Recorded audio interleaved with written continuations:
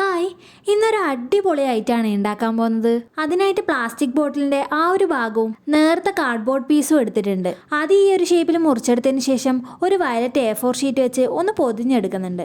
ഇനി ആ ബോട്ടിലിന്റെ മൂടി ഭാഗത്തും മുകൾ ഭാഗത്തുമായിട്ട് സെയിം A4 ഷീറ്റ് ഒന്ന് വെച്ച് കൊടുക്കുന്നുണ്ടേ. ഇപ്പോൾ ഈ ഒരു രീതിയിലാണ് കിട്ടിയിട്ടുള്ളത്. ഈ ഒരു ആയിട്ട് ഞാൻ കുറച്ച് ദിവസമായി വാങ്ങിയിട്ട് എന്തായാലും കപ്പിന്റെ മുകളിലേക്കായിട്ടൊന്ന് വെച്ച് കൊടുക്കാം. ഞാൻ ഫെവിക്കോൾ തന്നെയാണ് കേട്ടോ എല്ലാത്തിനും യൂസ് ചെയ്യുന്നത്. അത് മൊത്തത്തിൽ വെച്ചതിന് ശേഷം നമുക്കിത് രണ്ടൊന്ന് അറ്റാച്ച് ചെയ്ത് കൊടുക്കാം.